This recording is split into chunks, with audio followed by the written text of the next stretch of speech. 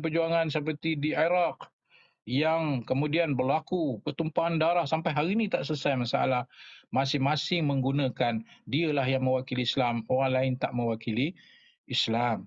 Jadi perkara-perkara ini, saudara KFC, adalah pengalaman sejarah. Takkanlah kita nak membenarkan pengalaman sejarah yang jelas dulu dan nampak masih kita bernyawa duk tengok lagi ni.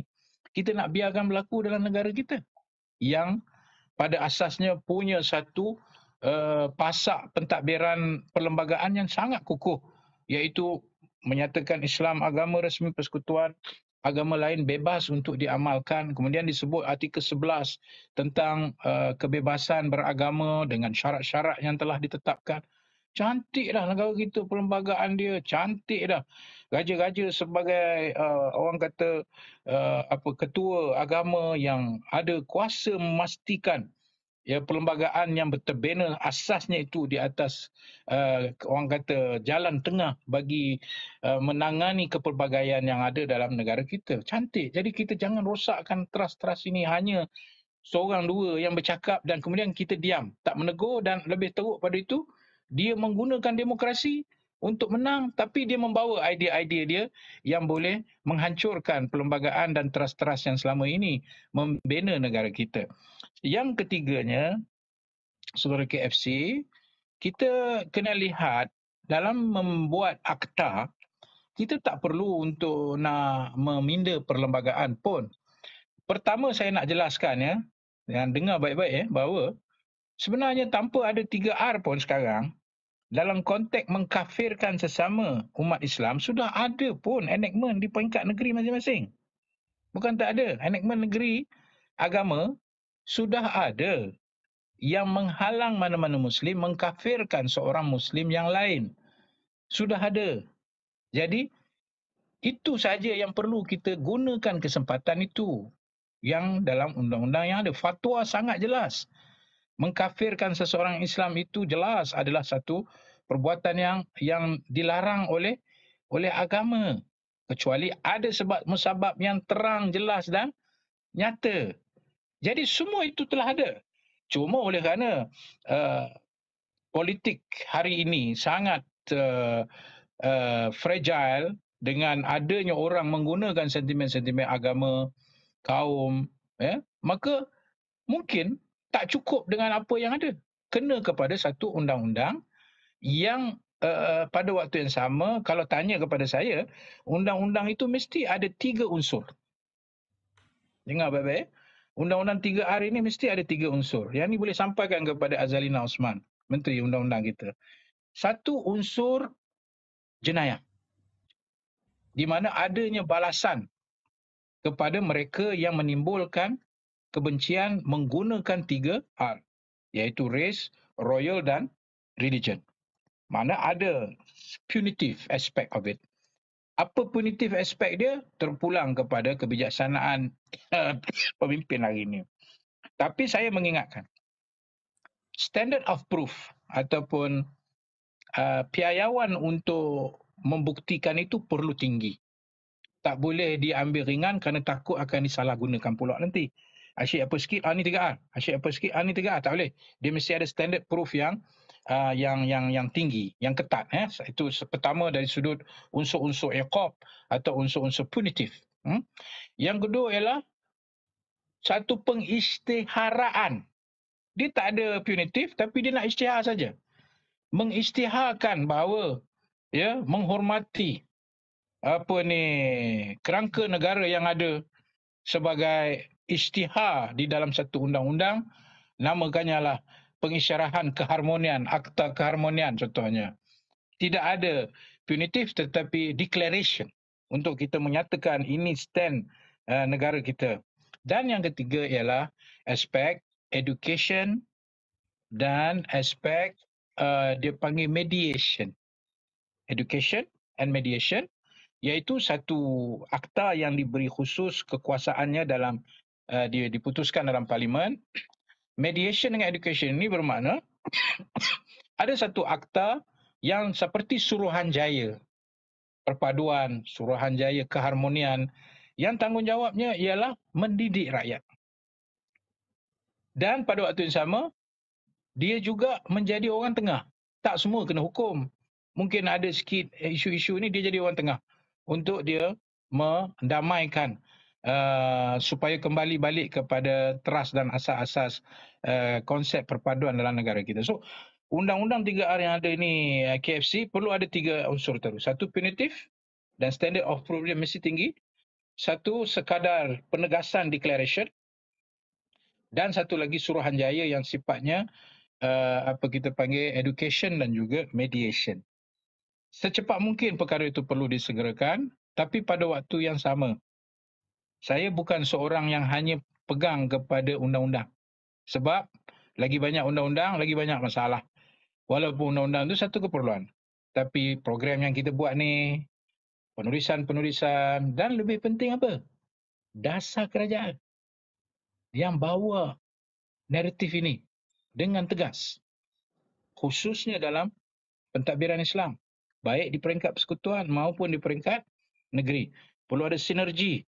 Apa dasar yang menemukan mereka untuk semua bersetuju? Ini kita punya kerangka. So kalau siapa yang keluar sikit pada kerangka, kita tarik dia balik. Okey, ini kerangka kita. Dan hari ini kita ada dasar madani.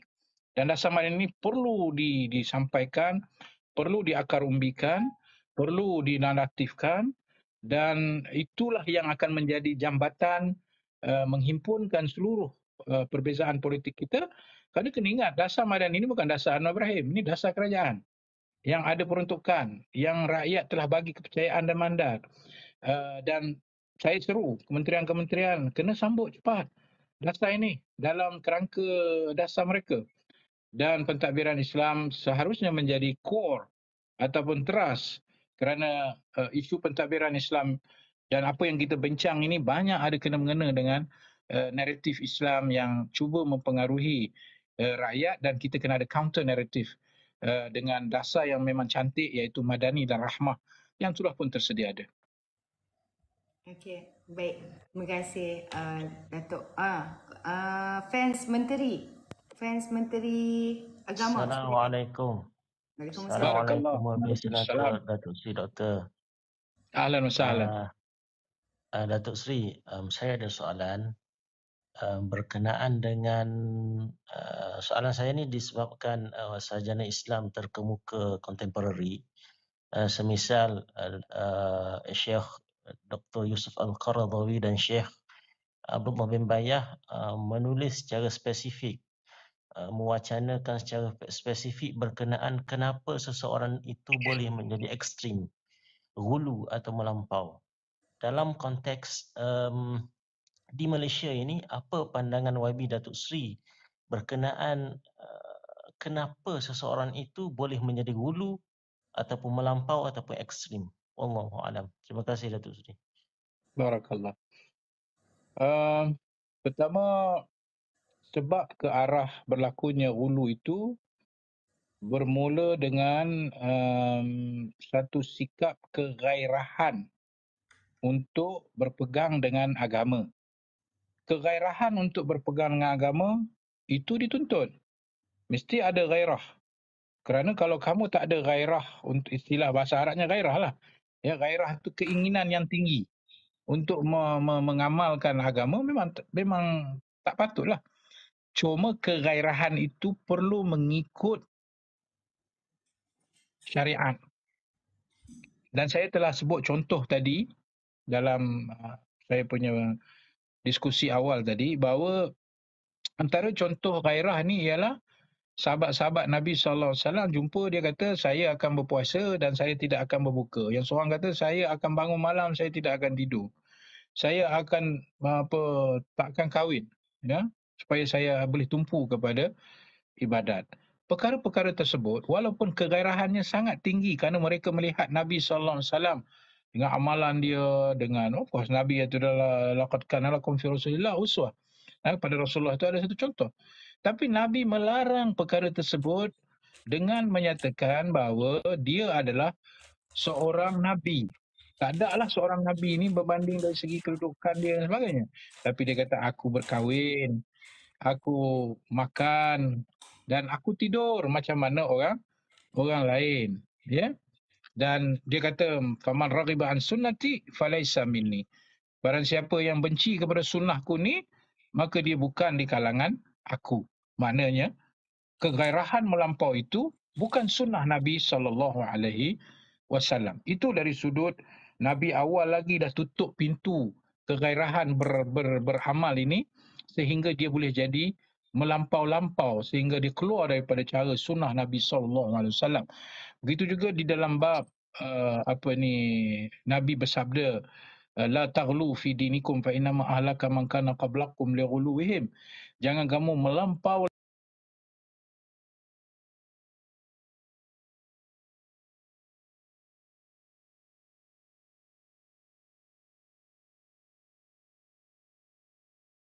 berkatakan la rahbaniyah fil Islam. Tidak ada rahbaniyah, makna tinggal semua duduk seorang-seorang di atas gunung tak mau tengok masalah dan sebagainya, dan menyatakan itu adalah Islam. Jadi banyak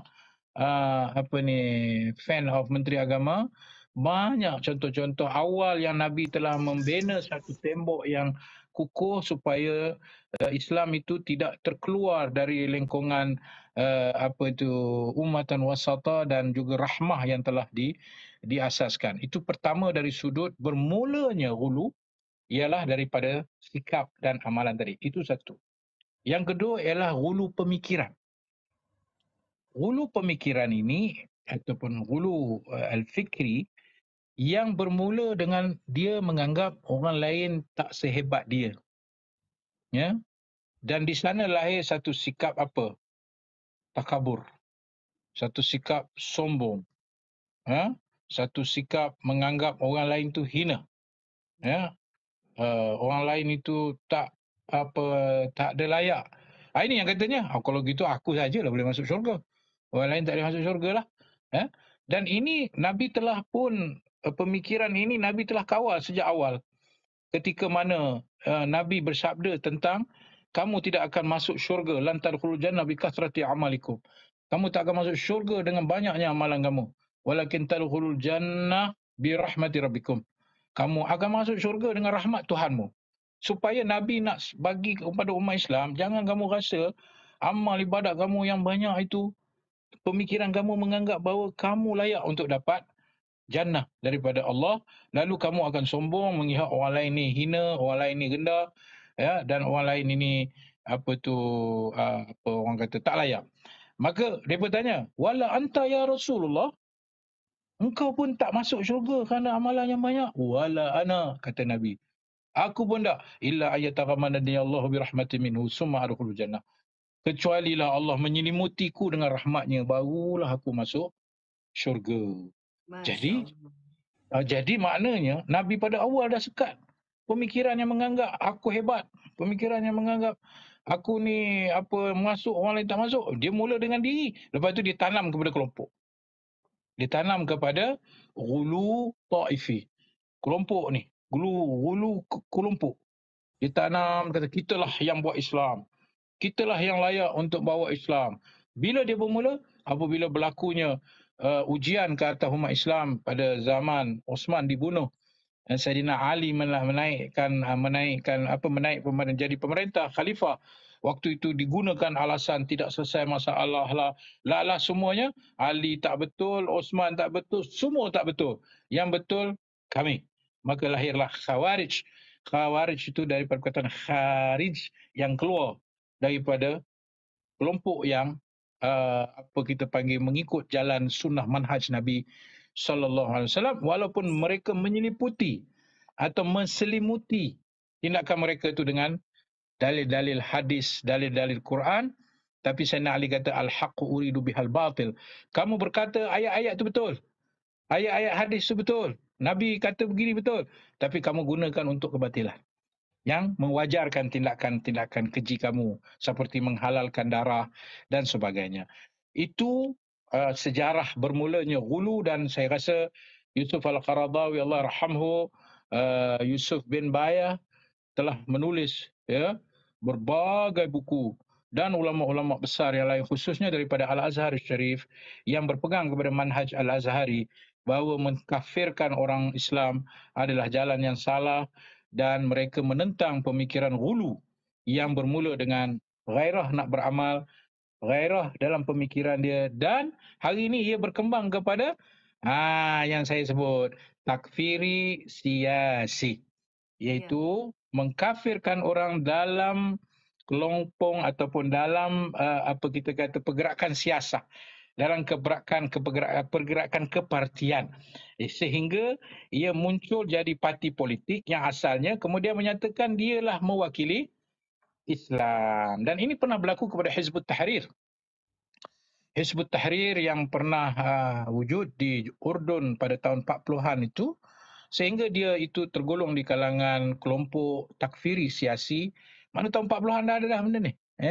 Dan merebak pahaman tersebut kepada menjadikan politik sebagai asas untuk melihat orang lain itu keluar daripada Islam. Mereka saja yang mewakili Islam, dan inilah yang kita kata merosakkan keutuhan umat Islam yang terdiri dan terbina di atas kuntum khaira ummatun ukhrijat linnas ta'muruna bil ma'ruf wa tanhauna 'anil munkar, dan merosakkan apa kita kata kerangka kadzalika ja'alnakum ummatan wasata, ya. Takfiri siasi ini hari ini yang kita bimbangnya merebak ke mana negara kita. Walaupun dari tahun 70-an, 80-an telah berlaku dan telah pun ditangani, tapi nampaknya tak berjaya apabila kita nampak hari ini demokrasi digunakan untuk mereka membawa agenda apa takfiri siasi mereka, and we must put a stop to this nonsense. Dan saya tidak boleh lakukan seorang diri, tapi inilah sebaran kita. Kalau anda yakin dengan apa yang saya telah jelaskan ini, jadilah anda pejuang-pejuang keamanan, pejuang-pejuang Islam yang sebenarnya, untuk menjadikan umat ini umat wasata, sebab kita nak jadi saksi kepada orang lain. Bayangkan orang bukan Islam tengok, oh lagu ni rupanya Islam ya. Kamu sama kamu pun boleh kata kafir, kalau aku ni macam mana lah, memanglah. Tapi kita ada adat kita dengan bukan Islam. La yanhakumullah tadi yang saya baca dari surah Mujadalah.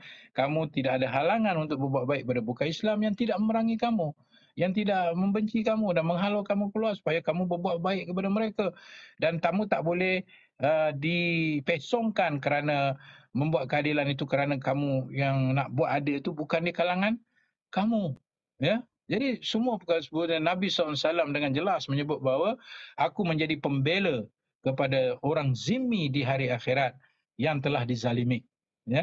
Jadi maknanya Wani dan Yani dan juga rakan-rakan yang lain yang saya tahu dalam komen-komen ni keluarlah macam-macam yang setengah-setengah tu.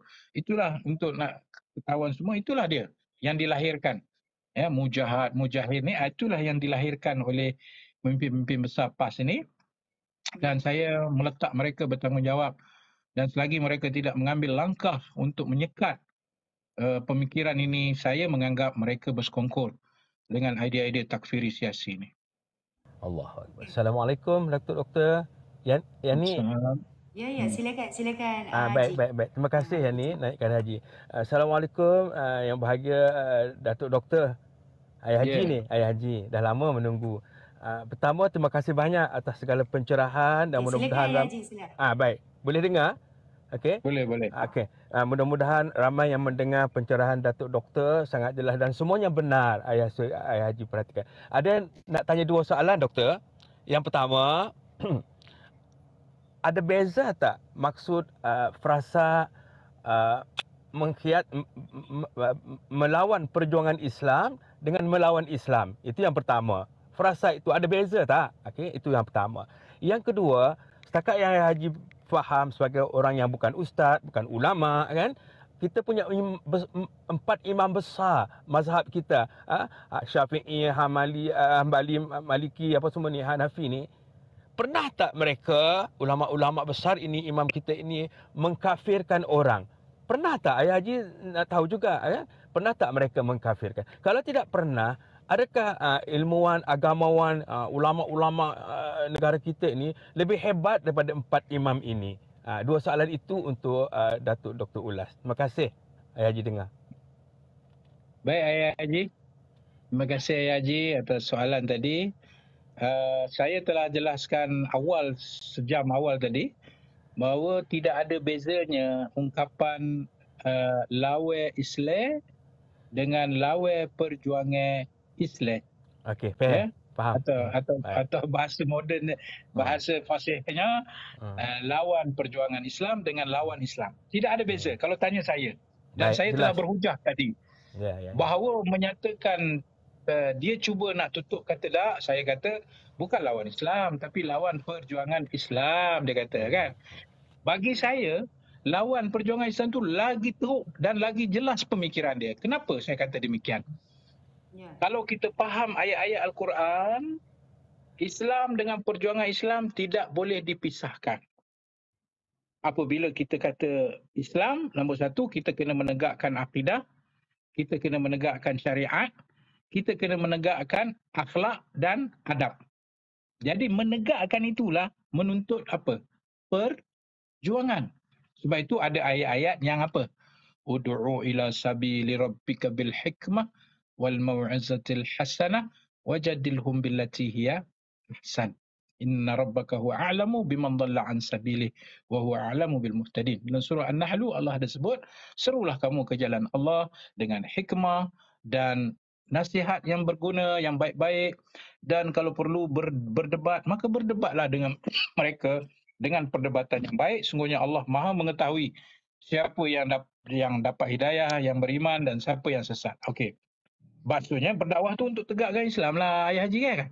Ya, jadi Jelas. maknanya jelaslah kan. Jadi satu lagi Allah kata wajahidu fillahi haqqa jihadihi huwa jtabakum wa ma ja'ala 'alaikum fid din min haraj millata abikum Ibrahim huwa sammakumul muslimina min qablu wa fi hadha liyakuna rasulu 'alaikum syahida wa takunu syuhada 'alan nas.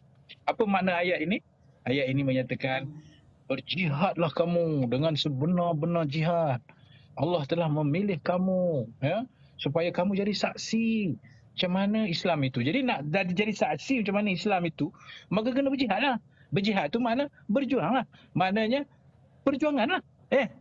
Maknanya apabila dia kata, sebenarnya keyword dia situ ialah apa? Lawe.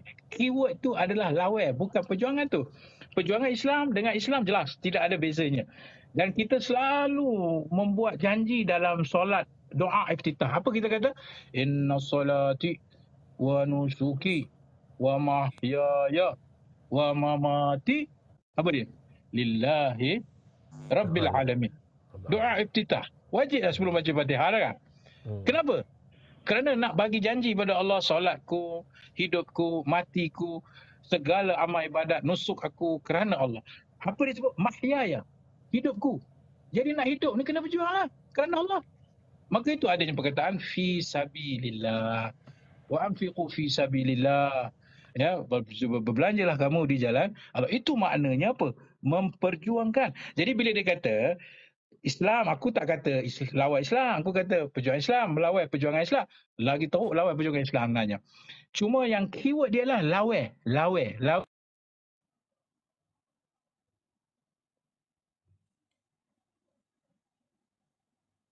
Alah keras.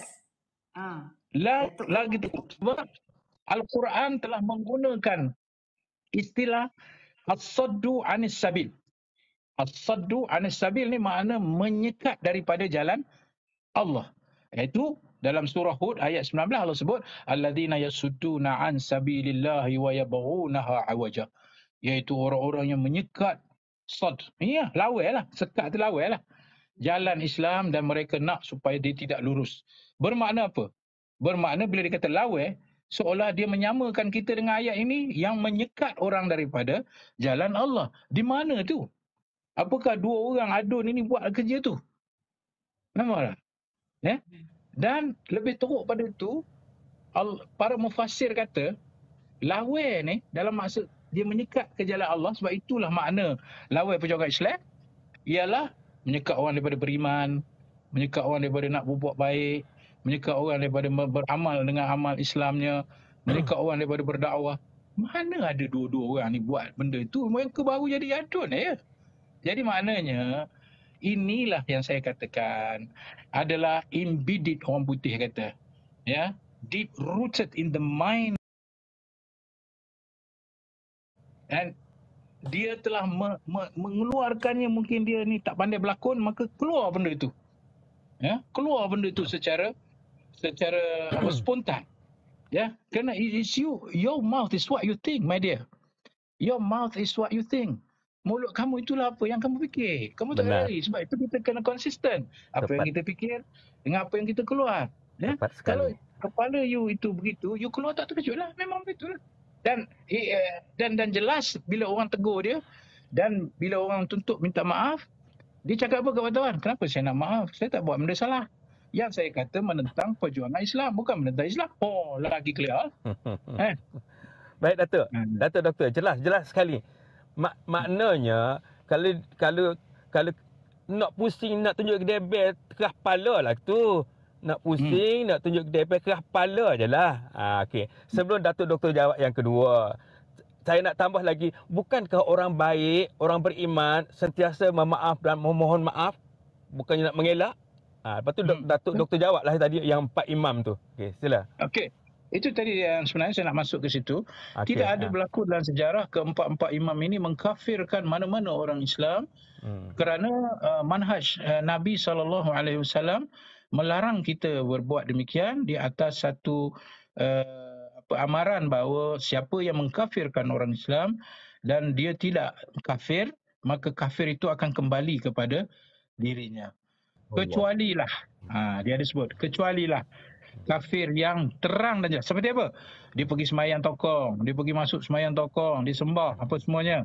Maka terang, maka kita kena berkata, dia dah keluar ni, kamu tak betul. Itu pun kena nasihat, kena ajar, ataupun dia isytihar, saya keluar Islam. Itu memang dah ada hukum dia lah. Tapi secara umum dengan maksud tanpa pengecualian, maka keempat-empat imam dan mereka yang mengikuti manhaj ahli sunnah wal jamaah tidak sama sekali pernah mengkafirkan sewenang-wenangnya, kerana mereka tahu daripada ajaran Islam yang mereka warisi sejak Nabi SAW, mengkafirkan sesama Muslim itu telah membawa satu bala bencana yang besar kepada umat Islam, sedangkan Allah telah mengingatkan dalam surah Al-Anfal, wala tanaza'u fatafshalu wa tazhaba rihukum. Jangan kamu berbalah-balahan, antaranya sebab kamu mengkapi-kapikan sesama kamu, dan kamu nanti akan gagal. Dan bila kamu gagal, akan hilang kekuatan kamu sebagai umat yang dikatakan ummatan wasata.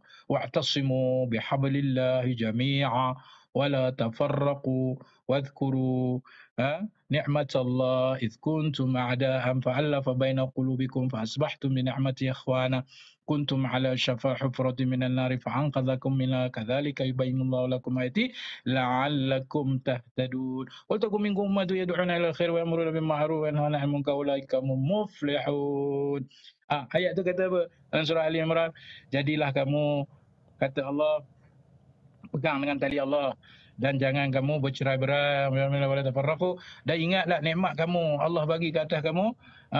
Dulu kamu bermusuh-musuh, kamu benci-benci, puak sana, puak kamu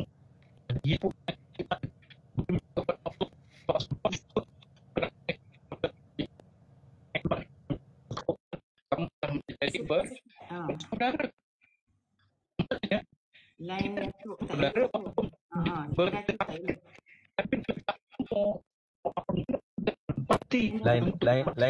tak Saudara lain Datuk rosak tu.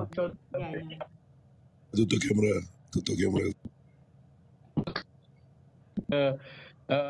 Ianya satu perkara yang merosakkan, ya.